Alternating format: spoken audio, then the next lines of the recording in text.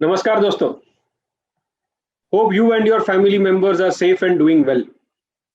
मेरा नाम है विवेक शाह और मेरे साथ है मेरे मित्र विवेक दावानी। नमस्कार। और आज हम आपके सामने विवेक की बात विवेक के साथ का तीसरा एपिसोड लेके आ रहे हैं। पहले दोनों वीडियोस में आप लोगों ने जो अच्छा रिस्पॉन्स दिया, जिसका हम दोनों आपका तहे दिल से धन्यवाद कहना चाहेंगे। और हमारी कोशिश यही रहेगी कि हम कैसे आपके साथ यूनिक कंटेंट पेश करें investing, money management and financial planning में। आप हमारा यूट्यूब चैनल विवेक दामानी RIA और विवेक शाह ऑफिशियल सब्सक्राइब जरूर करें ताकि आपको हमारे सारे वीडियोस के नोटिफिकेशंस मिलते रहें। तो दोस्तों, शुरू करते हैं आज का टॉपिक। आज है गुरु पूर्णिमा दोस्तों, और हम आपके लिए इस वीडियो में एक अच्छा फाइनेंशियल एडवाइजर कैसा होता है और आप इसमें क्या एट्रीब्यूट्स या खूबियां देखेंगे, वो हम आपके साथ शेयर करना चाहेंगे। एक फाइनेंशियल एडवाइजर सही में कैसा होना चाहिए, वो आज हम देखेंगे। तो विवेक, हम आपसे सुनना चाहेंगे कि गुरु का क्या महत्व है या एडवाइजर का इंपॉर्टेंस क्या है एक शिष्य के लिए या तो एक क्लाइंट या इन्वेस्टर के लिए। Thank you Vivek. एंड मैं सारे दर्शकों का स्वागत करना चाहूंगा। आज आषाढ़ की पूर्णिमा है, जिस दिन हम गुरु पूर्णिमा बनाते हैं। और गुरु पूर्णिमा के लिए एक बहुत अच्छा श्लोक है, दोहा है। गुरु गोविंद दोनों खड़े, काके लागू पाए, बलिहारी गुरुजी आपकी गोविंद दियो मिलाए। मेरे विचार से इससे अधिक उपयुक्त शब्द हो ही नहीं सकते हैं गुरु की महत्ता का वर्णन करने के लिए। गुरु का अर्थ होता है, जो शाब्दिक अर्थ है गुरु का, वो है कि हम अंधेरे को कैसे खत्म करें। वो इंसान जो अंधेरे को खत्म कर देता है। अंधेरे का खत्म करने का मतलब हो गया उजाला, उजाला का मतलब हो गया क्लैरिटी। क्लैरिटी होने से ही हम अपने लक्ष्य की ओर अग्रसर होंगे और उसकी प्राप्ति करेंगे। जैसे एक गुरु आपके जीवन से अंधकार मिटाता है, वैसे ही एक अच्छा फाइनेंशियल एडवाइजर आपके जीवन में पल रहे फाइनेंस रिलेटेड जो एक अज्ञान होता है, जो एक अंधकार होता है फाइनेंस अज्ञान रिलेटेड, जो फाइनेंस से आपको अंधकार में रहते हैं, उसको मिटाकर आपको एक आर्थिक स्वतंत्रता, एक फाइनेंशियल फ्रीडम की ओर अग्रसर करता है। आगे बढ़ने से पहले विवेक, मेरे ख्याल से एक डिस्क्लेमर देना जरूरी है कि गुरु एक बहुत ही प्रबल व्यक्ति, बहुत ही एक इम्पोर्टेंट, बहुत ही एक ह्यूज पर्सनैलिटी होती है। और हम अपने आप को गुरु कहलाना नहीं चाहेंगे, हम तो सिर्फ शुभचिंतक हैं। गुरु के लिए तो हम सिर्फ इतना ही कहना चाहेंगे, कृष्णम वंदे जगत गुरु। सही बात। तो हम पहले भगवत गीता से कुछ समझते हैं कि गुरु के बारे में जानते हैं कि गुरु हमारा कल्याण कैसे कर सकता है और एक अच्छे गुरु में क्या क्या विशेषताएं होती है। विवेक, आप इसमें कुछ रोशनी डालना चाहेंगे? श्योर विवेक। विवेक, जब श्रीमद् भगवत गीता की बात आती है तो हमारे सामने श्री कृष्ण और अर्जुन का चेहरा सामने आता है। कृष्ण एज अ गुरु और adviser and Arjun as a Shishya. And if we talk on today's perspective, Vivek, then every person or investor or a family has been in a situation of Arjun when he was during the beginning of Mahabharata war. They are, the family or investor are sandwiched between what they ought to do, क्या उन्हें करना चाहिए, and what they want to do, क्या उनको करना है। वो श्रेय और प्रेय के बीच में फंसे हुए हैं। उनका भला कहाँ पे है और उनको क्या अच्छा लगता है, वो दोनों में दे आर कंफ्यूज्ड। अगर मैं ये कहना चाहूं कि इन्वेस्टमेंट की महाभारत में इन्वेस्टर कंफ्यूज्ड है एंड उसे कंफ्यूजन से निकालने के लिए एक सही फाइनेंशियल एडवाइजर की जरूरत होती है। तो हम समझने का प्रयास करते हैं कि एडवाइजर जरूरी क्यों है।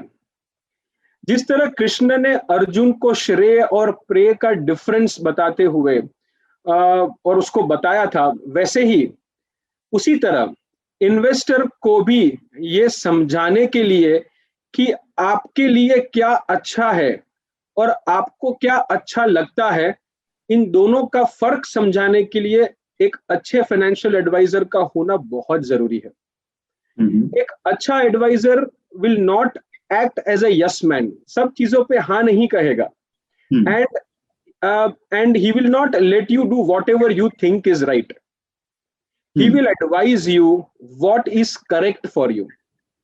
आपका श्रेय कहाँ पे है, and investor will understand, and they have to understand this difference only when he trust or he submit to the thought process of an advisor, जो अर्जुन ने किया था। अगर हम श्रीमद् भगवद गीता को देखें तो दूसरे अध्याय के 7वें श्लोक में अर्जुन ने एडमिट किया था that I am confused between my right actions, and in that case he said that I submit to you to tell me what is मेरे लिए श्रेय क्या है, what is श्रेय, what is benefit to me. And in the same way, when you trust your advisor or your financial advisor and you accept his thought process which is gelling with your objective, that's where the right action, the right learning starts. Learning empowers and help in taking the right decisions in a right manner. And if we look in history and our scriptures, Vivek, we get to learn various attributes of finding a right advisor. So let's try to understand from various guru and shishyas from our scriptures, from our history, which will eventually help you as my friends to find the right financial advisor for you and your family. Because एक अच्छा financial advisor होना भी बहुत ही भाग्यवान व्यक्ति का कह सकते हैं, because that is a person who would guide you, who would mentor you, who would coach you to a right path of financial independence. So Vivek, अगर हम पहला अगर एक attribute या एक लेके चले तो सबसे पहली है channelizing the right powers in the right direction. तो उसके लिए what or which guru shishya you would say give an example of? Thanks, Vivek. You have put in very beautifully.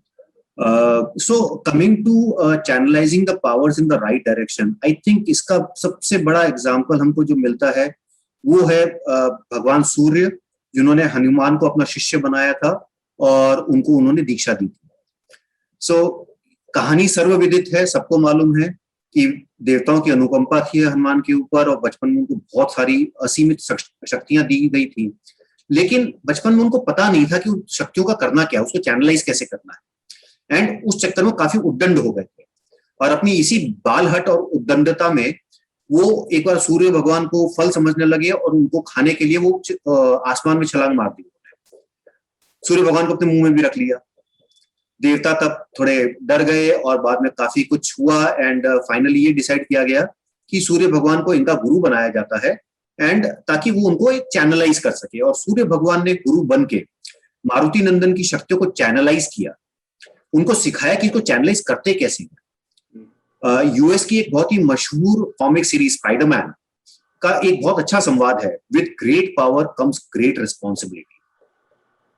अगर मैं फाइनेंशियल लाइफ में इसकी बात करूं तो अगर आपका फाइनेंस एक असीम पावर है, एक ग्रेट पावर है, तो उसको तरीके से मैनेज करना, मेंटेन करना आपके लिए और आपके परिवार के लिए इट्स अ ह्यूज रिस्पॉन्सिबिलिटी. और उस रिस्पॉन्सिबिलिटी को पूरा करने के लिए आपको अपनी पावर्स को, अपनी नॉलेज को, अपनी विजडम को, इन सब चीजों को चैनलाइज करना बहुत जरूरी है. अदरवाइज मतलब कहते हैं ना कि आदमी को कुछ भी दे दो, अगर उसको मैनेज नहीं कर पाया तो गरीब का गरीब ही रह जाएगा, लॉटरी भी काम नहीं आती. यस. सो लाइकवाइज वो चैनलाइजिंग के लिए एक अच्छा फाइनेंशियल एडवाइजर बहुत जरूरी है, क्योंकि वो समझता आपकी रिक्वायरमेंट क्या और उसके हिसाब से वो बताता कि आप ऐसा ऐसा करें और इसको इसी तरीके से करें. That is where you start channelizing your energy. So that is very important. So this was about channelizing, Vivek. Aside channelizing, अगर आपके पास में empowerment नहीं है, अगर आपके पास में डिसीजन मेकिंग नहीं है तो चैनलाइजिंग का भी कोई फायदा नहीं है. So, would you like to throw some light on some episode or some Guru Shishya who can epitomize this part? Vivek, when it comes to empowerment, the only name which comes to my mind is Shri Krishna and Arjun. I thought so. Where Shri Krishna has empowered Arjun to take the better decisions. Actually, Vivek, Krishna ensured that he took Arjun from the state of despondency and confusion to a clarity, so that he can then approach his goals with focus and without any confusion in his mind. Arjun kept on asking questions throughout Srimad Bhagavad Gita, and Arjun and Krishna kept on answering without frowning. A good advisor so that you can take right actions to fulfill your financial goals with clarity. The main job as an advisor is to manage emotions and behavior of an investor along with proper allocation of resources, taking risk into account. Remember one thing, my friends, returns are not given by the advisor. Returns are outcome of a proper allocation of resources to make sure your life most cherished goals are on track. Whenever you meet your any advisor, understand his process of working, his thought process, whether it is gelling with you or not, how he will service you. Never ask him how much return you will generate for me, because an advisor के हाथ में returns generate करना नहीं है. Returns are given by the market forces or by the market, provided you have allocated your resources properly. An advisor always should be a solution provider. Rather than selling something, he should give you a solution. Similarly, where Krishna throughout Srimad Bhagavad Gita has given various solutions to the question of Arjun, and right advisor should give you better solution so that your financial journey is on track and make sure that you achieve all your financial goals and go through say a journey of financial independence. I think that's what I can say about the empowering to take better decisions, Vivek. Now, if we can go ahead to get another attribute to say Guru Shishya in that case, is customized learning based on the individual capabilities. So, Vivek, who would be a right person or a right Guru Shishya according to you, with an example? So I can think of only one person, and that is Dronacharya as a guru and Pandavas as a shishya. Yes. 5 Pandav थे, युधिष्ठिर, भीम, अर्जुन, नकुल, सहदेव. अगर हम देखते हैं तो पांचों में अलग अलग क्षमताएं थी, और उन क्षमताओं का आंकलन करना, अपने शिष्यों की क्षमताओं का आंकलन करना और उनको उन क्षमताओं के हिसाब से अलग अलग शस्त्र कला में पारंगत बनाना. तो युधिष्ठिर भाला युद्ध में थे, भीम गदा युद्ध में थे, अर्जुन धनुर्धर थे, नकुल और सहदेव तलवारबाजी में थे. तो सबको अपने हिसाब से सिखाया. उन्होंने सबको सब कुछ नहीं सिखाया. इसके पास जो कैपेबिलिटी थी. Now this is customization. ठीक है, हम इंस्टीट्यूशंस के पास जाते हैं, वो स्टैंडर्डाइजेशन की बात करते हैं सो दैट उनके प्रोसेस सही चले. लेकिन जब हम इंडिविजुअल की बात करते हैं, फाइनेंशियल एडवाइजर की बात करते हैं, he will always talk of customisation. Because हर इंसान अलग है, उसकी जरूरतें अलग है, उसका रिस्क प्रोफाइल अलग है, उसकी इनकम अर्निंग कैपेसिटी अलग है, उसकी फ्यूचर कैपेबिलिटीज अलग है, उसकी लर्निंग कोर्स अलग है. तो अगर सब कुछ अलग है तो आप उसको सेम चीज कैसे दे सकते हैं? एग्जैक्टली. तो एक मतलब ये क्वेश्चन जब भी आप अपने फाइनेंशियल एडवाइजर को ढूंढते हैं या आप लोगों से बात करते हैं कौन है, तो ये चीज जरूर समझे, वो आपको एक बने बनाए प्लान दे रहा है, हर इंसान को एक ही प्लान दे रहा है, या फिर वो आपके लिए स्पेशली कुछ अलग से बना रहा है. बिकॉज जब तक वो कस्टमाइजेशन नहीं होगा, वो आपके लिए काम कैसे करेगा? क्या बुखार के लिए मैं सबको एक क्रोसिन दे दूं और उससे सबका काम हो जाएगा? नहीं होगा। लाइकवाइज यहाँ पे भी कस्टमाइजेशन बहुत जरूरी है, and I think Dronacharya was an epitome on the best example I think I can think of on this part. Yes, very true, Vivek. I think in current scenario, an advisor with high technology or high touch with high tech is what a client should look at to service him in a more proper way. Very true. Servicing using technology for servicing is perfectly fine. लेकिन जब solutions की बात आती है तो technology शायद काफी हद तक उसको स्टैंडर्डाइज कर देगी। तो उस स्टैंडर्डाइजेशन के साथ आपको एक जो कस्टमाइज्ड एलिमेंट चाहिए वो आप कैसे दोगे? जैसे आज द्रोणाचार्य ने पांडवों को वेदांत की पूरी दीक्षा दी, सबको वो एक ही शिक्षा दी, लेकिन जब शस्त्र कला आई तो क्षमताओं के हिसाब से अलग अलग शिक्षा दी। तो लाइकवाइज आप टेक्नोलॉजी को यूज करके कुछ पार्ट आप दे सकते हैं, लेकिन वो एक जो एलिमेंट ऑफ कस्टमाइजेशन चाहिए वो भी आपको साथ में ध्यान रखना चाहिए। Yes, that's where the high tech and high touch plays major role. I think you have given the right word, which is high touch and high tech. High tech, yes. Yeah. लेकिन एक चीज होती है trustworthiness, और trustworthiness आती है principal orientation और determination से। So whether the trust from advisor to the guru or from guru to the advisor. तो अगर हम उस प्रिंसिपल ओरिएंटेशन और वो ट्रस्टवर्दीनेस की बात करते हैं तो आप किसको लाना चाहेंगे, किसके बारे में बात करना चाहेंगे? विवेक, परशुराम और भीष्म पितामह आई थिंक इसके एक बहुत ही राइट एग्जाम्पल होगा। The way Parshuram was highly principle oriented with integrity and with the epitome of knowledge which he had imbibed the same knowledge with principles and integrity to Bhishma also. And we have seen how Bhishma had followed his principles and integrity and had been loyal to the throne of Hastinapur till his last breath.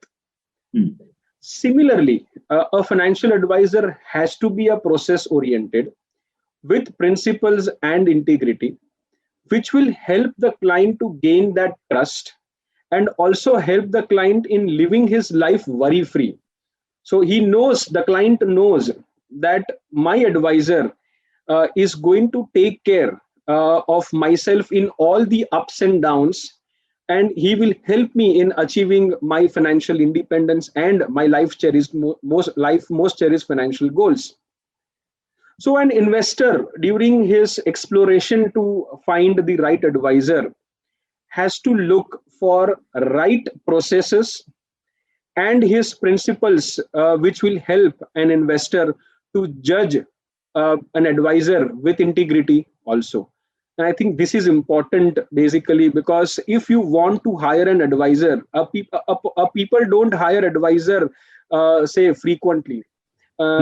You should hire an advisor once in your lifetime so that he stays with you in all the ups and downs, and he makes sure that you are on a right financial track and a journey of achieving your financial independence.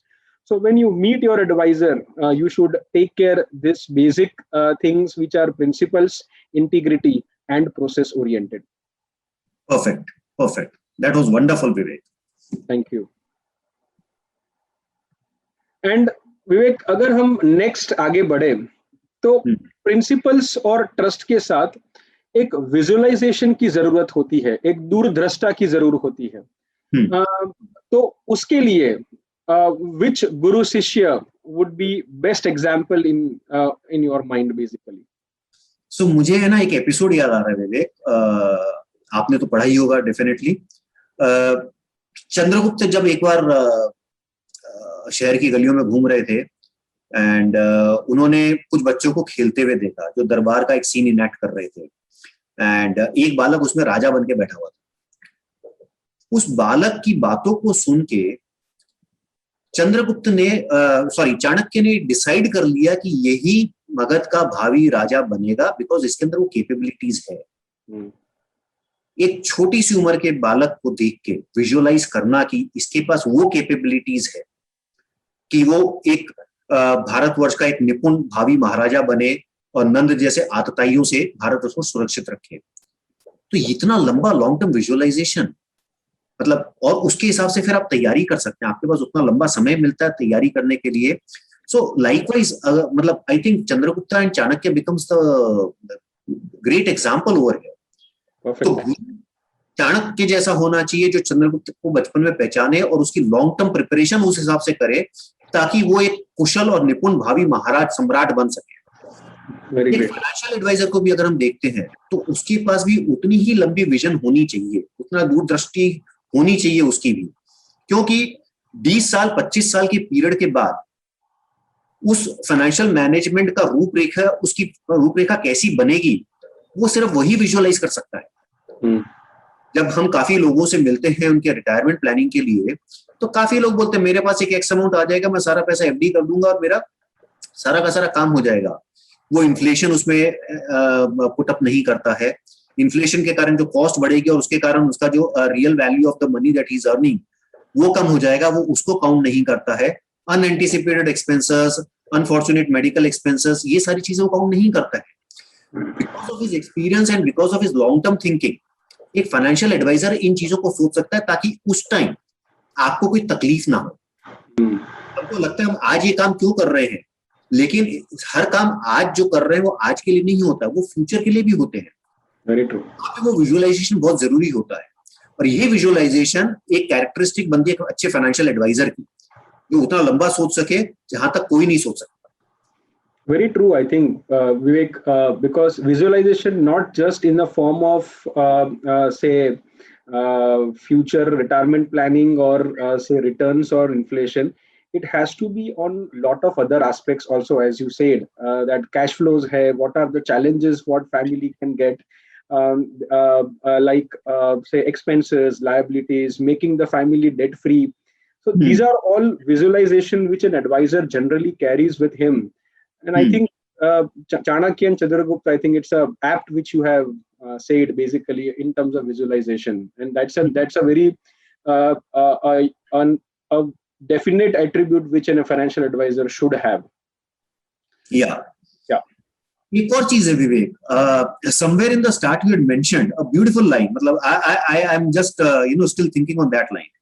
Investment की महाभारत में investor confused है, तो उस confusion से clarity तक की journey वो कैसे कर सकता है, और कोई हमारे पास ऐसा प्रसंग है जिसपे या कोई ऐसा गुरु शिष्य की एक जोड़ी है जो हम बता सके अपने व्यूअर्स को? श्योर। अगर कंफ्यूजन टू क्लैरिटी अगर हम देखें तो मेरे दिमाग में दो ही गुरु शिष्य आते हैं। एक तो है कृष्णा और अर्जुन जो हम जिसकी बात कर चुके हैं, और दूसरा है रामकृष्ण परमहंस और स्वामी विवेकानंद। आप हम लोग सब जानते हैं कि Swami Vivekananda was full of confusion during his childhood. He has gone to various places to find the eternal bliss basically, and finally he came to Sri Ramakrishna Paramhans. And Ramakrishna Paramhans guided Swami Vivekananda to a proper path of liberation and bliss. Guiding him what is right, what is wrong, giving him the say knowledge through examples, which of course we have read basically a lot of examples which Ramakrishna Paramhans और स्वामी विवेकानंद के बीच में है, जहाँ पे सिखाने के लिए सिर्फ किताबें नहीं, कई बार उन्होंने काफी एग्जाम्पल सेट किए हैं to give him a practical insight that this is what need to be done. Similarly, a financial advisor is a person who will help client to move away from a confusion to clarity. An advisor also helps what not to do in his financial journey. It is very important. क्या करना है वो तो सब बताएंगे, but एक financial adviser को वो भी बताना है कि क्या क्या चीजें नहीं करनी चाहिए उनकी लाइफ में, and protect the client from moving in a wrong direction. Because clients सुबह उठ के न्यूज़पेपर पढ़ता है और he come across various news, either it may be financial news, it can be macro news, it can be global news, and his mind start getting lot of questions. आज के तारीख में हम देखें तो बहुत सारे इन्वेस्टर्स को they want to go to a short way of earning money, a smart fast way of getting money. In that case, this may be good for short term, but an advisor will make sure that the client sticks to his financial goals, don't take any wrong decisions which can hamper his long-term financial journey in that case, and eventually by his guidance and advice, client will fulfill his financial goals. So an investor should find such advisor who helps him to clear all the confusion and also take him to the path of financial independence. Perfect. Yeah. I think जैसे ही वो confusion से बाहर निकलता है, मतलब अगर हम देखें इसी एग्जांपल को, तो विवेकानंद कहाँ से कहाँ पहुंच गए, मतलब एक क्लैरिटी होने के बाद, एंड सेम अर्जुन जिस बहादुरी से बाद में लड़ा है वो महाभारत के अंदर, तो वो क्लैरिटी बहुत जरूरी है to fulfil your responsibilities. Very true, very true. Vivek, now coming to the last say thing, so हमने सारे attributes देखे, but everything boils down to say one thing, which is like, can an advisor have a narrow thinking? The answer is no. He should have an holistic thinking of all the aspects of personal finance when he is managing his client. When he is giving advice, he has to look at various aspects of say personal finance, and then give the advice in that case.